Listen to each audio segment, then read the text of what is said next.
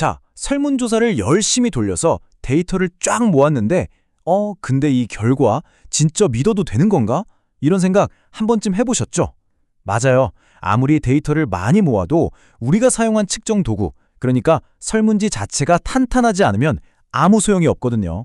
그래서 오늘 내 데이터가 정말 믿을 만한지, 그리고 내가 재려고 했던 걸 제대로 쟀는지, 바로 이 타당도와 신뢰도를 아주 명쾌하게 확인하는 방법을 알려드릴게요. 그럼 바로 시작해볼까요? 모든 연구자들이 마주하는 핵심 질문을 여기 보이는 관역에 비유하면 정말 이해하기 쉬워요. 첫째, 내가 원하는 관역의 정중앙을 정확히 맞히고 있는가? 그리고 둘째, 총을 쏠 때마다 일관되게 같은 곳에 맞히고 있는가? 바로 이 두 가지 질문이 오늘 우리가 파헤칠 타당도와 신뢰도의 핵심입니다. 네, 바로 이거죠. 타당도는 내가 측정하려는 개념을 정확히 측정했느냐, 다시 말해 관역의 정중앙을 제대로 겨냥했냐는 문제고요. 반면에 신뢰도는 측정 결과가 얼마나 일관적인지, 그러니까 쏠 때마다 총알이 한 곳에 촘촘하게 박히는지를 보는 거예요. 훌륭한 연구는 이 두 가지, 정확성과 일관성을 모두 가져가야 합니다. 오늘 우리가 함께 갈 길입니다. 설문의 타당도와 신뢰도 분석을 차근차근 해보고 그 결과를 아주 프로페셔널하게 정리하는 법까지 알아볼 거예요. 그리고 마지막엔 분석이 마음처럼 잘 안 될 때를 위한 꿀팁까지 준비했으니까 끝까지 함께 해주세요. 자, 그럼 첫 번째 관문으로 들어가 보겠습니다. 바로 타당도입니다. 우리 설문지가 타당한지 확인하기 위해 사용할 아주 강력한 무기가 있는데요. 그게 바로 요인 분석입니다. 요인 분석이 뭐냐고요? 아주 간단해요. 비슷한 것들끼리 묶는 질문들이 정말로 하나의 개념으로 잘 뭉쳐지는지 확인하는 과정이라고 생각하시면 됩니다. 예를 들어서 스마트폰 만족도 설문지를 만들었다면 품질 관련 질문들은 품질끼리, 디자인 관련 질문들은 디자인끼리 잘 묶이는지를 통계적으로 검증하는 거죠. 요인 분석을 하다 보면 베리맥스 회전이라는 말을 꼭 듣게 될 거예요. 말이 좀 어렵죠? 근데 이 그림을 보면 바로 이해가 돼요. 왼쪽처럼 데이터들이 애매하게 흩어져 있을 때 축을 살짝 돌려서 오른쪽처럼 그룹이 명확하게 보이게 만들어주는 거예요. 마치 우리가 고개를 살짝 기울여서 그림을 더 잘 보는 것과 똑같다고 생각하시면 됩니다. 좋아요. 이제 SPSS 분석 버튼을 딱 눌렀습니다. 그러면 이런 숫자 폭탄이 우리를 맞이하죠. 처음 보면 누구나 이게 다 뭐야 하고 당황할 수밖에 없어요. 하지만 걱정 마세요. 지금부터 이 숫자들 속에서 우리가 딱 봐야 할 보물만 쏙쏙 골라내는 법을 알려드릴게요. 바로 이 표입니다. 겁먹으실 필요 전혀 없어요. 이 수많은 숫자들을 우리가 다 알 필요는 없거든요. 우리가 주목해야 할 딱 몇 가지 핵심 지표만 확인하면 이 표가 우리에게 뭘 말해주고 싶은 건지 금방 알 수 있습니다. 자, 이 체크리스트만 머릿속에 넣어두세요. 첫째, KMO와 바틀렛 검정. 이건 우리 데이터가 요인 분석을 할 만한지 알아보는 일종의 사전심사 같은 거예요. KMO는 0.6 이상, 유의 확률 P값은 0.05 미만이면 합격, 분석 시작해도 좋습니다 라는 신호입니다. 둘째, 고유값. 이건 각 요인이 데이터를 얼마나 잘 설명하는지, 그 힘의 크기라고 생각하면 쉬워요. 보통 1 이상인 것들만 의미 있는 요인으로 인정해 주는데요. 왜냐하면 고유값 1이 딱 질문 하나 정도의 설명력이거든요. 그보다 힘이 약하면 굳이 요인으로 묶어줄 필요가 없겠죠. 셋째, 누적 분산.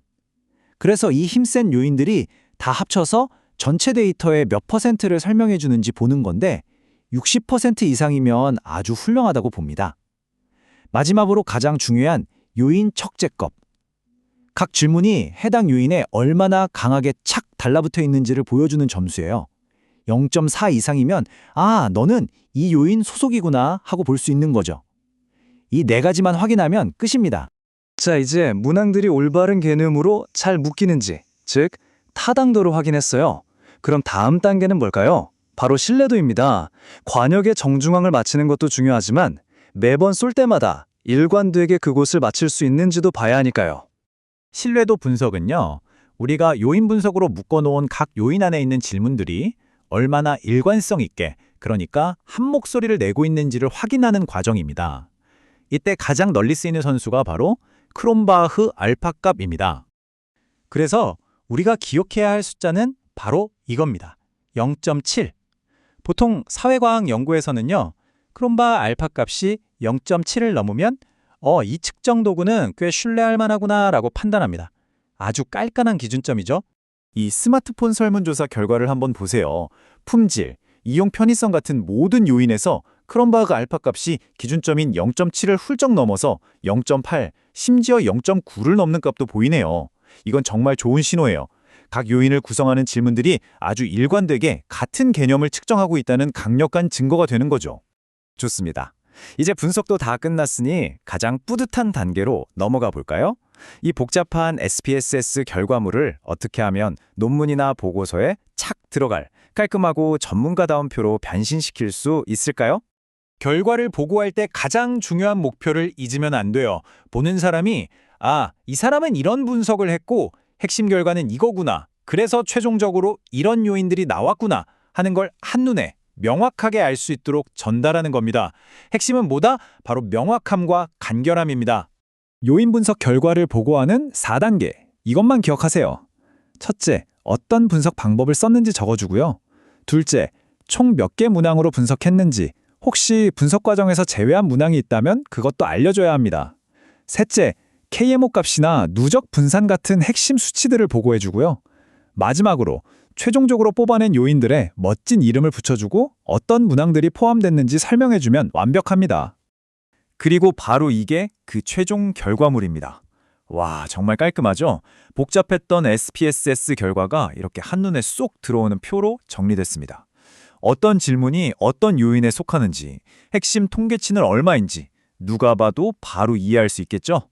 신뢰도 분석 결과도 마찬가지예요. 각 요인별로 문항수가 몇 개고 크롬바그 알파 값은 얼마인지 이렇게 간결한 표 하나로 정리해서 보여주면 됩니다.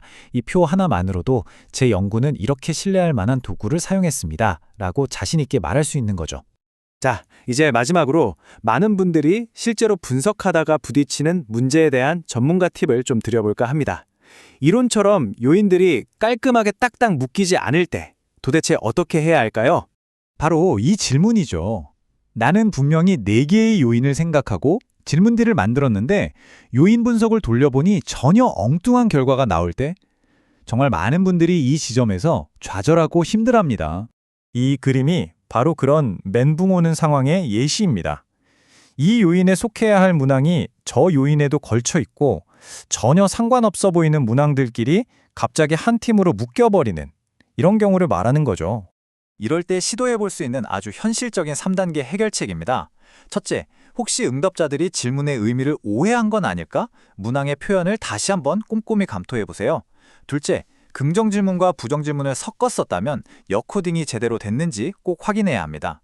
마지막으로 여러 요인에 애매하게 걸쳐 있거나 요인 적재값이 너무 낮은 문제 문항은 과감하게 분석해서 빼는 것도 좋은 방법이 될 수 있습니다. 오늘 우리가 함께 살펴본 이 모든 과정의 핵심을 한 문장으로 요약하자면 바로 이겁니다. 탄탄한 타당도와 신뢰도. 이게 바로 모든 신뢰할 수 있는 연구의 가장 단단한 기초이고 내 주장에 힘을 실어주는 근거가 되는 겁니다. 여러분이 모은 데이터 속에는 아직 발견되지 않은 정말 흥미로운 이야기가 숨어 있어요. 오늘 배운 이 타당도와 신뢰도 분석이라는 도구를 통해 그 이야기의 진짜 의미를 제대로 그리고 일관되게 들어줄 준비가 되셨나요?